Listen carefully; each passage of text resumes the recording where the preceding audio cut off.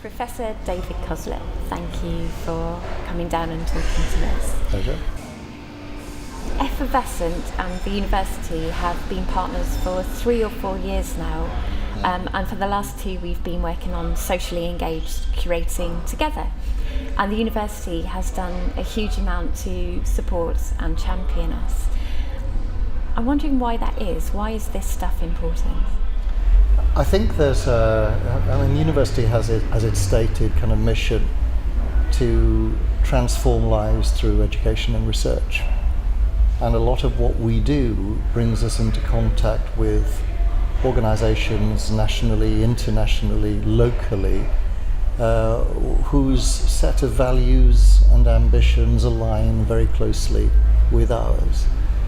Now, I was Dean of Arts at the university for many years, and so got to know the city of Plymouth very well, got to know the organisations very well, and we had a team of staff who were keen to continue that sort of mission of becoming engaged with organisations that help us, help our students, help our staff, and help the city that we are in.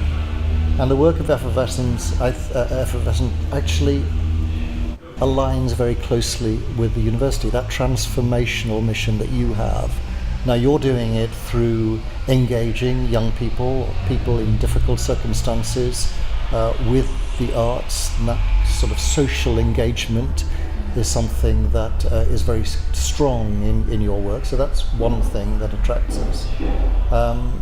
And the fact that experience, particularly of young people curating their own work, that young people shaping what they want to say through the arts, and then looking for audiences to connect with that was also something very interesting, because we like to engage with people in those conversations about what a university is, what a university does. We're not just a closed community, we're always examining kind of the role we play internationally, locally, nationally, as I say. And the work of Effervescent was particularly appealing to us because of that alignment, because of that match, and because of what we see happening in the city. Plymouth is a city, in the 10 years that I've been here, has really seen a cultural transformation. Organisations, large and small, actually. And you bring something new to the table. I think one of the things that's transforming this city is generosity and kindness and warmth between people. So there is a growing sense of wanting to be very curious about what other people are doing and find ways to underpin it and support it and add value. So it's about partnership working, it's about collaboration, and I guess that's a lot of what we're interested in working with children and young people. We are interested to collaborate with them and to find out what they know and what they're really interested to say, and then to help them to say it more powerfully. I'm wondering where you think this can go next. Like, what's the obvious next step? I think public services for a long time have talked about co-delivery. And co-delivery hasn't always lived up to its name, where professionals, and I include education in this really, we consult with, if you like, the recipients of our service, or our service users, our clients or whatever. But do we genuinely engage them in that conversation about what is it that they really want out of what we provide?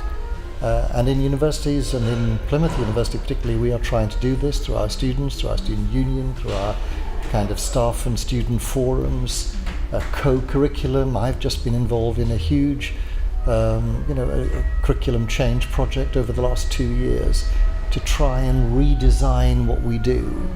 There's no point us designing something that we think is perfect for the users if at the end of the day the users are saying could be better, And actually, if you talked to us earlier, and better still, if we'd worked with you earlier, we'd get the right result. That always needs attending to, is never perfect, so provision is always improving.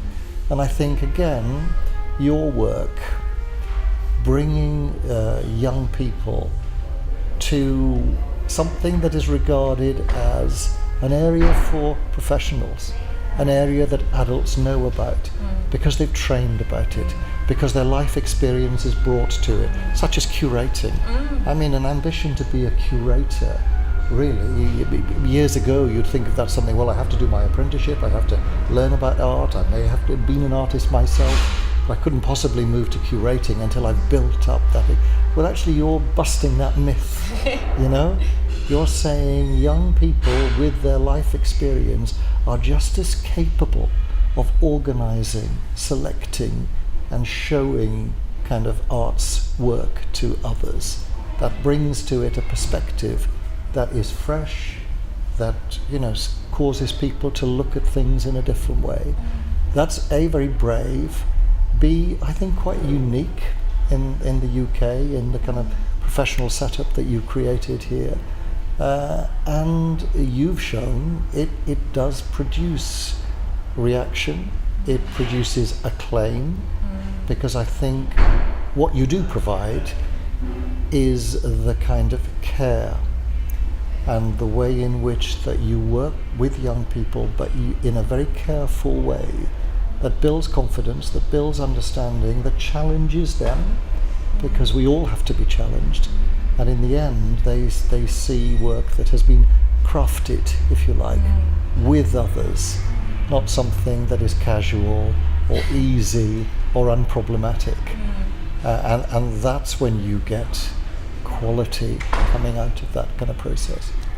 Do you know what? Everything you've just described about the way we work with children and young people, which and I'm really interested that you're so able to perceive that even though you're not here that much. That's really lovely, so thank you.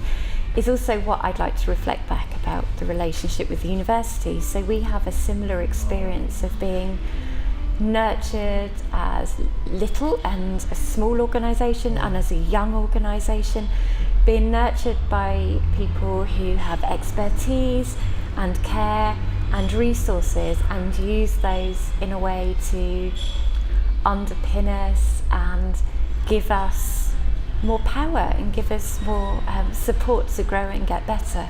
And so I just want to say thank you for that. Actually, you've been amazingly supportive of us and you have helped us do what we do.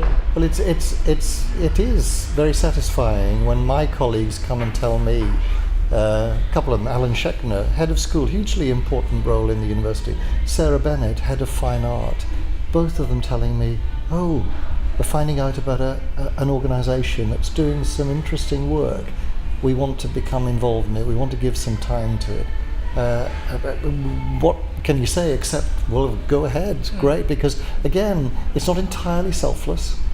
There's a gain for us in doing that, because our staff gain certainly, and they bring that back to their research or their teaching, but also our students too.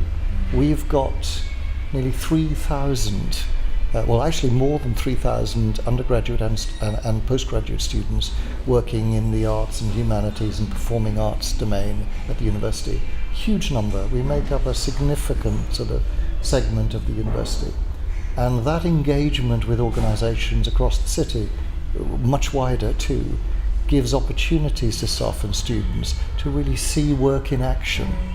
Sometimes gives them a venue for their own work.